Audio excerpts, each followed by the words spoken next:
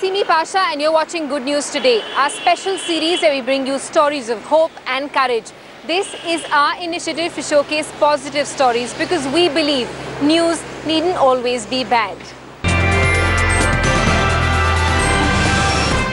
Our top focus this week is on the Clean Everest Mission being launched by the Indian Army, which is planning to send a team on a challenging journey to clean biodegradable waste from the world's highest peak. A team of mountaineers of the Indian Army will be undertaking this task on the 50th anniversary of India's conquest of the Everest. Take a look.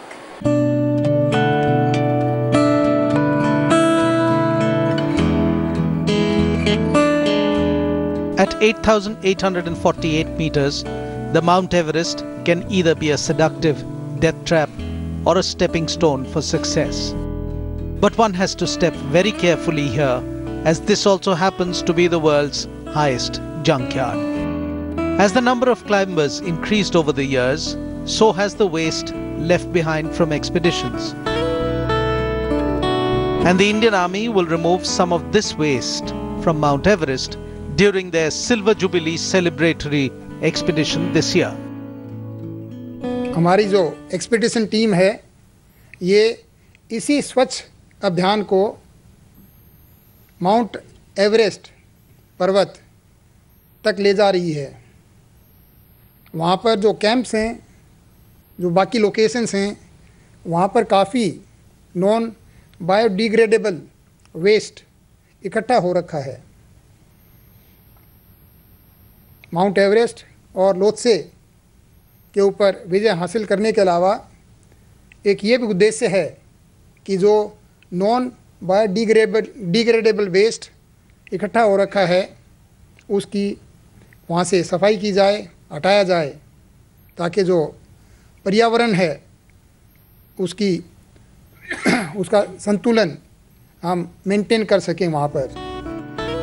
During the expedition, 30 days have been set aside for the team's Swachh Everest mission. The team will collect all non-biodegradable mountaineering waste dumped by generations of climbers and along with the Sherpas bring it down.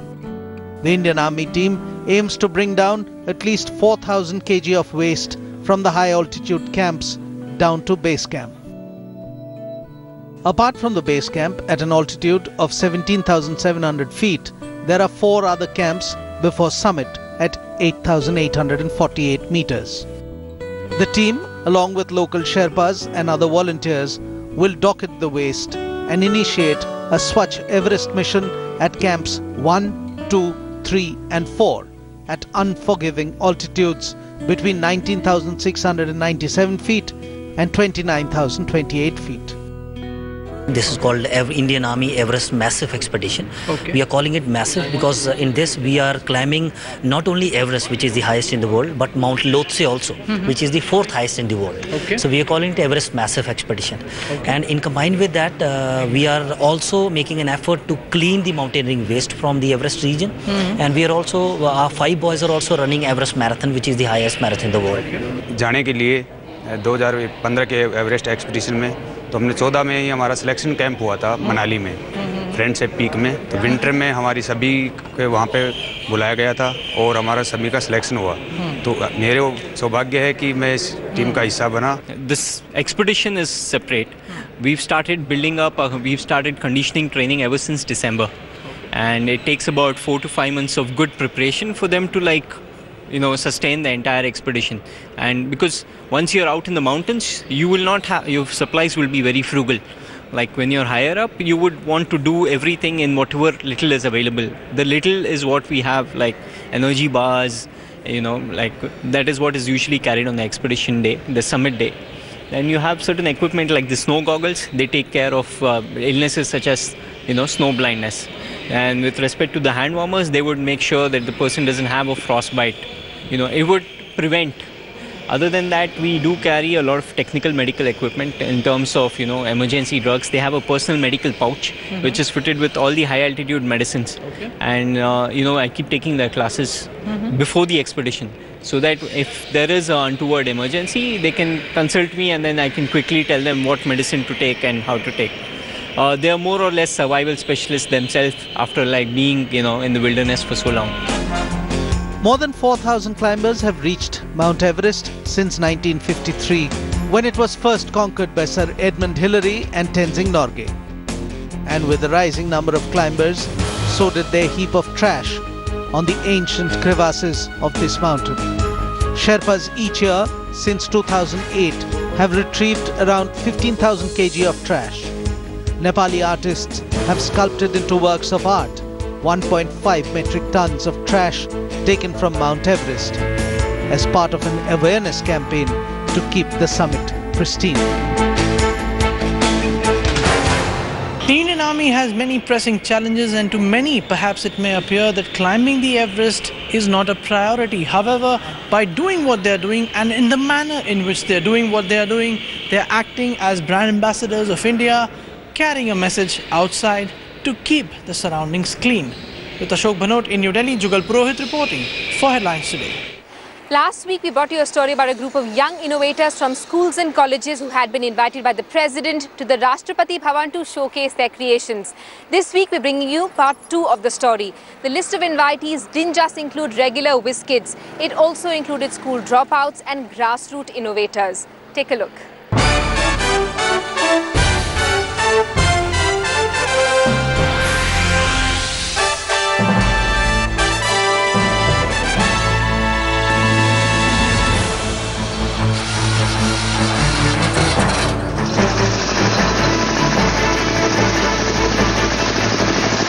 ये machine biomass गैसिफायर है। Agriculture wastage कोई भी कचरा हो जो जलने लायक होना चाहिए उससे चलता है, उससे बिजली बनाता है।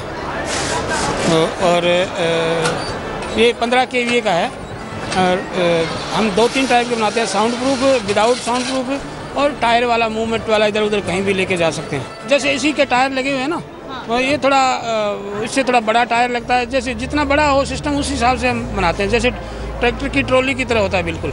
उसी अपने खेत से कचरा डालो, इसमें डालो, डीजल पेट्रोल की कोई ज़रूरत नहीं है और उसी से बिजली बनाओ। अपना खेत का सिंचाई करना है, शाम को आप अपने घर लेके जाओ या दूसरा खेत है तो उसमें लेके जाओ, कोई दिक्कत नहीं है। हाँ, घर में अपना कोई प्रोग्राम हो तो घर में ला के रखो और बिजली बनाओ, चलाओ। घर का वेस्टेज जैसे खेती में सरसों का है, ग्वार का है, बाजरे का है, गन्ने का है या और कॉटन का है, इस टाइप के कोई भी वेस्टेज है। जैसे गाय भैंस का चारा हम खिलाते हैं, उसमें कुछ डंठल वगैरह बच जाते हैं तो उसको सुखा के वो भी हम काम में ले सकते हैं। गाय भैंस का गोबर उपले वगैरह है, उसको सुखा के वो भी हम इसमें यूज़ ले सकते हैं।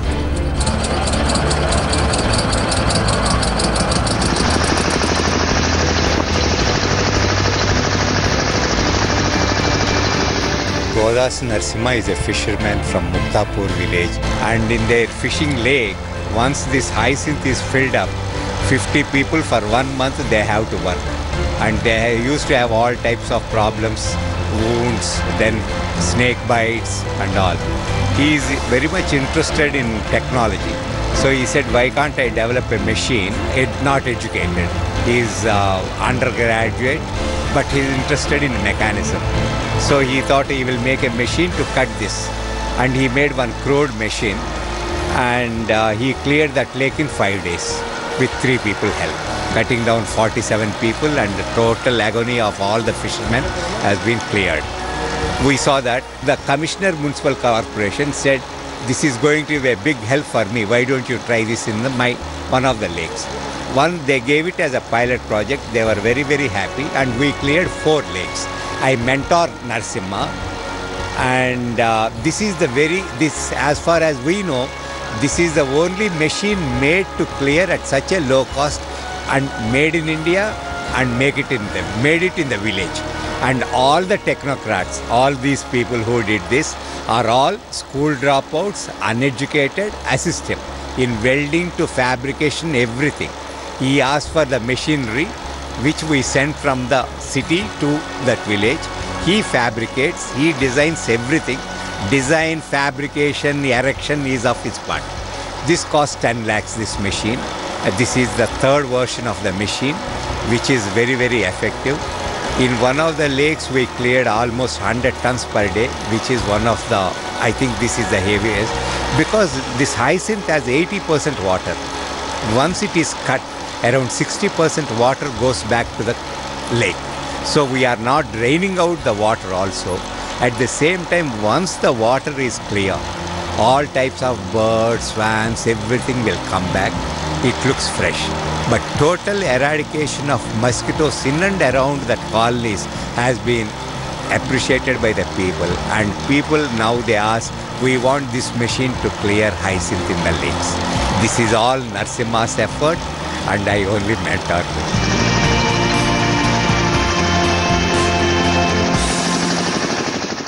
Coming up next, Vinod Chopra breaks barriers, becomes the first Indian filmmaker to script, direct and produce a Hollywood movie.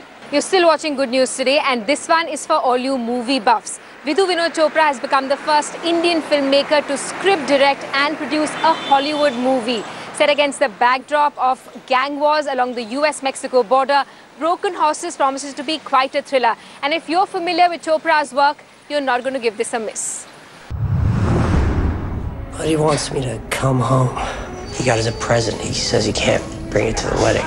You haven't been back for ages. Go. It's a surprise. Really? Yeah, close your eyes. Well, how do you like your wedding gift?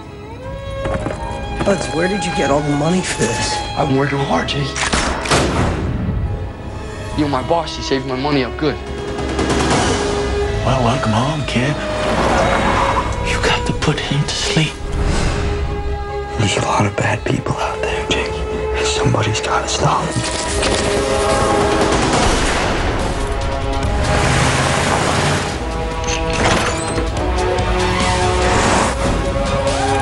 But he's gonna die. I have to get him out.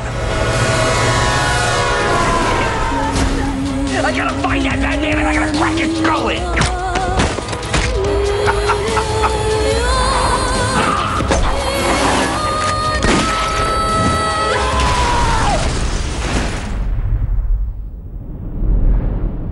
Pop said that I'll look after my brother and never let anyone hurt him.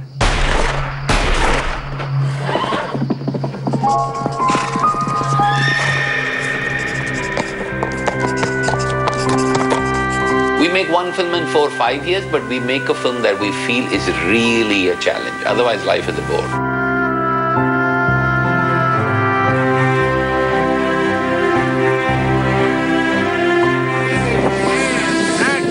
I do not recall ever breaking an aerial here. No, we didn't. They actually broke an aerial on the highway in America to say that this is, you know, we Indians have come to make a film, we'll do it our ways.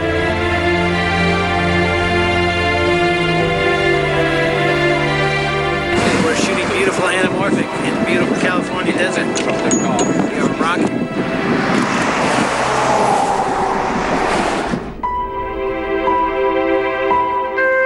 Got that fairly quickly, like a John Ford shot from one of those high-end westerns back in the day. I broke a coconut.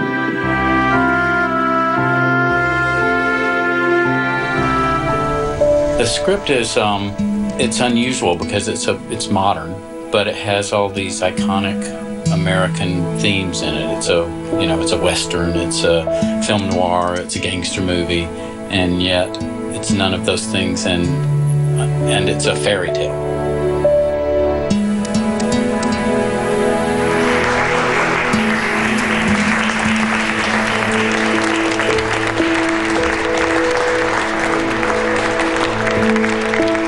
There's a crazy scene in the film where Vincent DOnofrio actually gets slapped. We needed finally fire to hit his face, and we needed the skin of his face to move in a certain fashion, in extreme slow motion. I couldn't believe that he just said, it's okay, you can slap me.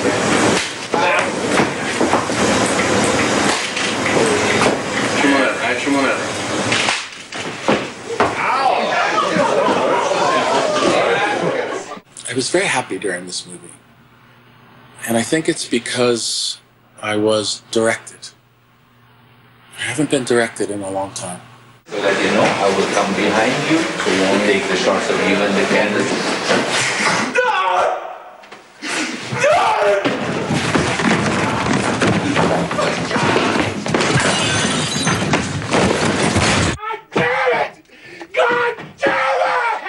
Hands, go hands! Thank you very very much, everybody. Last one, right? Of course. Yeah. Peter, I don't give up. I don't give up, man. This is the perfect thing. I feel like I've done a good job, but I feel like a lot of it, I think some of it is because of my experience in acting, and I think some of it is because of Vinod's directing. Baz, tell them where you are. You stand this side. You come behind him. Yeah. Oops, sorry. Sit down. With that whole thing, and we can do a little, maybe we can do a little push. Look here. The passion that you bring to this project, it's an inspiration for all of us. To come here and do what you're doing is greatly appreciated. Thank you, Vinod. Okay, that's the next. You know, it all comes from the top. The vision and the direction, and also the feeling and the sense of how the set runs. Move the car! Hey, hold on, cut it. Peter, run here. Hey, Peter, come here fast. Run. We'll lose the train. Come on, you know the shot. That guy. Get in. Let's go. And action! Roll the camera. And I think that's what made this movie special. Very nice shooting. I don't even know what it's about. Yeah, I know. He's a director through and through. Superb. Go close, same shot. I understood the story was this redemptive way for him to connect to the thing he cared about the most, his brother, and to be able to shed very slowly all of the experiences that made him into sort of the monster, unfortunately, he became.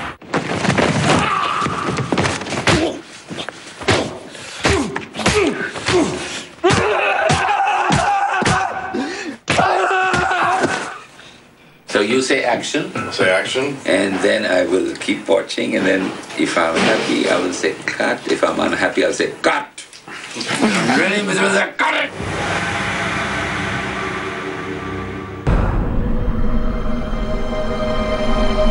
This film is spare and lean, like a Steinbeck novel, and it's that darkly unforgettable.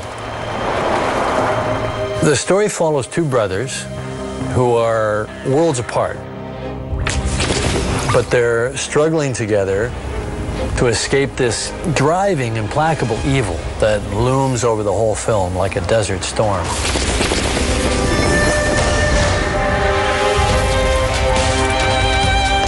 Beautifully written, acted, imaged.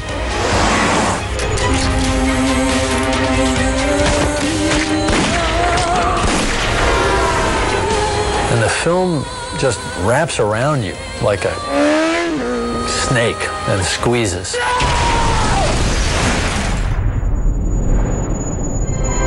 This is probably the greatest experience of my cinematic history.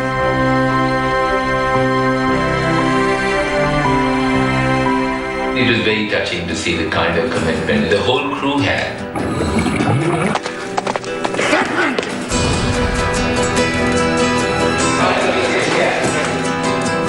It's a heartbreaking story. Hey, Franco, are you talking about James? We know that he's a good man! We know it!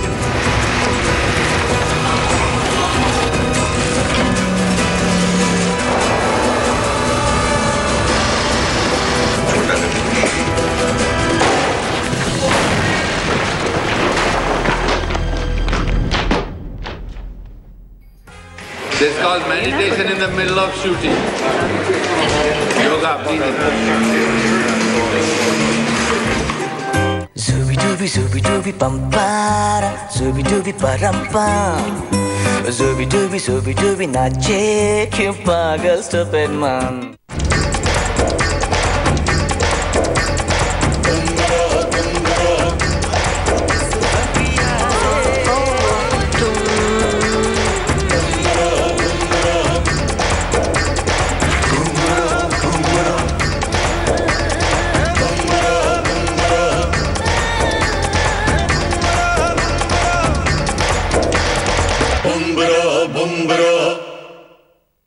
That's all we could pack into this edition of Good News Today. You can send us your feedback, tweet the team at HLT Good News. Have a great weekend.